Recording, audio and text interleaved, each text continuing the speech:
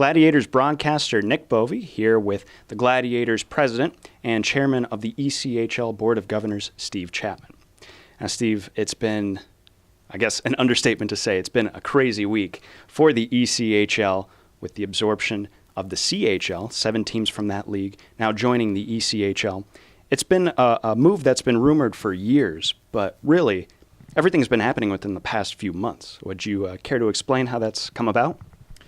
Well, I mean, the opportunity, like you said, there's always been rumors of what will eventually happen in the ECHL and between the ECHL and the Central Hockey League, and yeah, in the last few months, it just kind of became apparent that the Central Hockey League was in need of a place to play.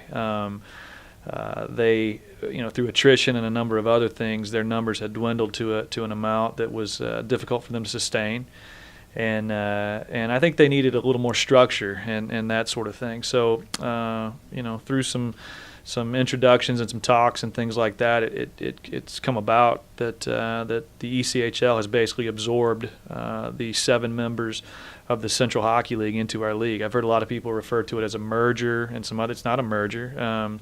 Basically, the CHL came to us and wanted to play in our league, and similar to what happened several years back with the West Coast Hockey League, we've absorbed them into the league.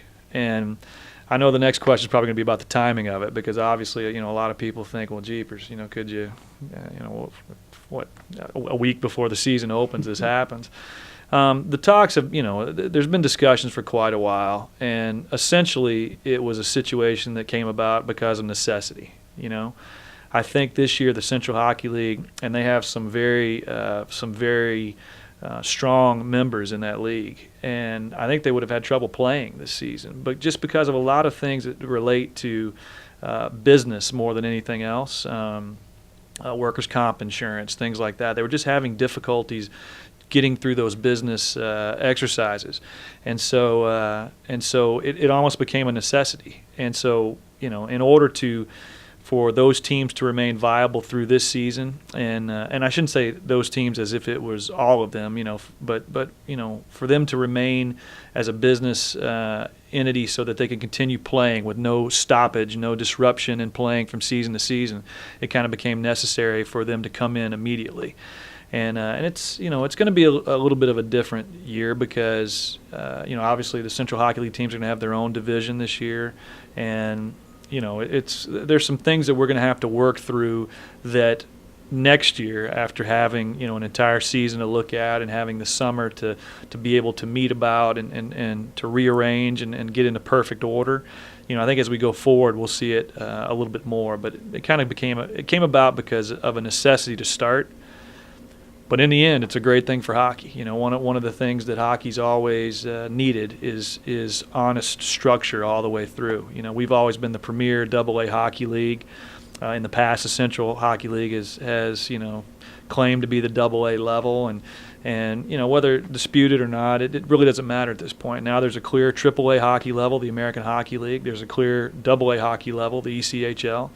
And a clear single-A hockey level with the Southern Professional Hockey League. And I think that bodes well for the future of pro hockey.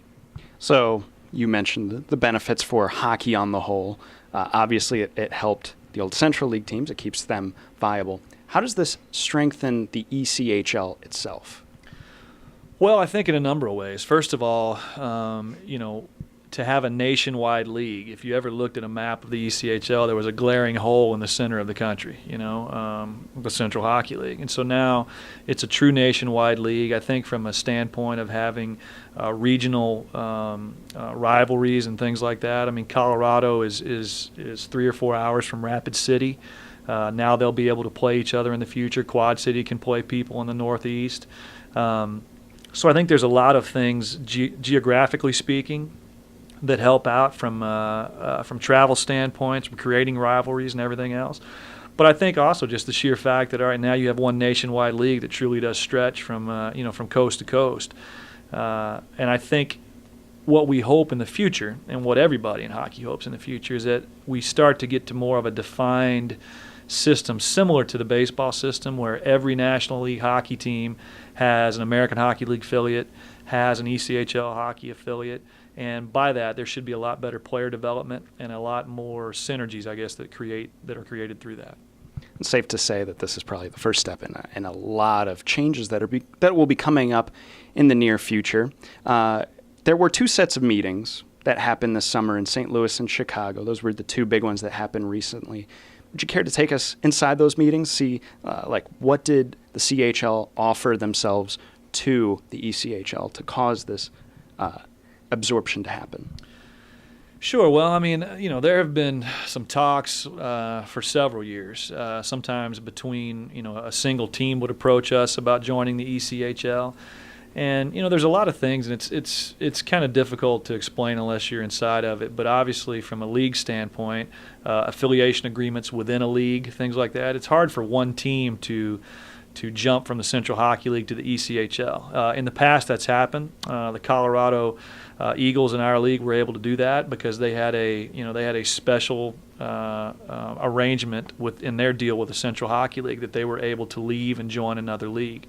Fort Wayne and Evansville were similar, but there were a lot of teams that were literally banded together, and one couldn't leave without the other one leaving, and so there was a lot of hoops to jump through and a lot of things that from a legal standpoint were difficult to maneuver.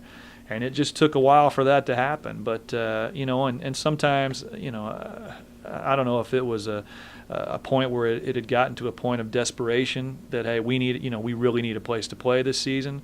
I think that, candidly, I think that had a lot to do with it. But I also think that, finally, everyone got on the same page that there needs to be one nationwide AA hockey level. And from there, it's just working out all the details. And the working out all the details part is tedious. It's kind of like the old, you just enjoy the hot dog. You don't want to see how it's made. And that's, I don't really know if we want to get into all that. But but in the long term, I mean, there's some very quality memberships that have joined the league. I think it's great for the ECHL, and I think it's great for AA hockey in general. Now, some of those changes, as you mentioned, they're still happening. They're still going on. There's still a new schedule that needs to come out. Some changes need to be made. Just today, there were changes to the divisional format. The Gladiators now a part of the East Division, joining fellow South Division teams in Greenville, South Carolina, Florida, and Orlando. And now Elmira and Reading joining into that East Division. Do you have any idea of how soon we could find out any more details in terms of scheduling and things like that? Well, I think the impact on scheduling is going to be minimal this year. I think my last discussion with the league, there were maybe a dozen changes that might be made within the existing ECHL schedule already, and all of those changes were due to requests from current membership. And I mentioned a second ago, Colorado and Rapid Cities are very close to each other, and they'd like to play each other a few times. I think Quad Cities is very close to a few of the teams in Indiana, and they'd like to play a few times. Brampton and Elmira are close to each other, and so there's some travel things there that are kind of no-brainers that need to be worked through for this season. But our schedule is unaffected. I think most everybody in the South Division, in fact, is pretty much unaffected for this season. But you know what? I think in the future that next year when you have time to lay it out in the proper format. I mean, a trip from Atlanta to Allen, Texas, which is just outside of Dallas, is actually a shorter trip than Atlanta to Elmira. Tulsa is 2.5 hours from Allen. So I mean, I think in the future you can see a lot of those trips taking place, and I think they will take place.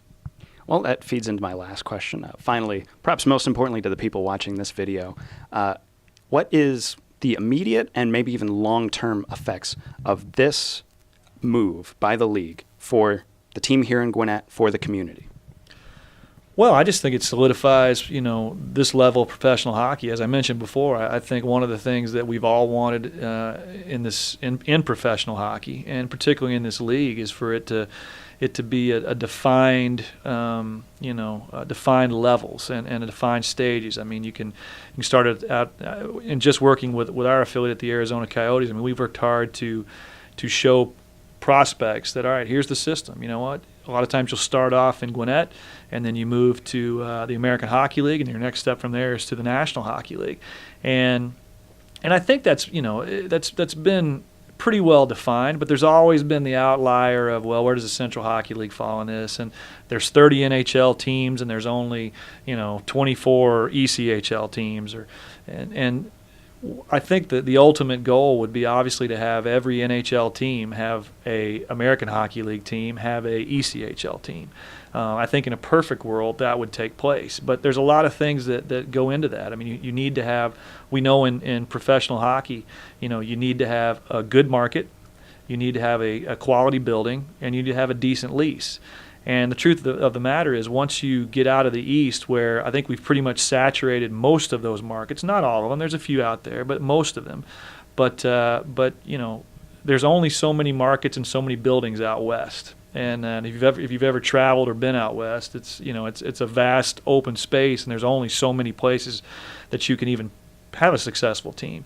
So I think this helps solidify that.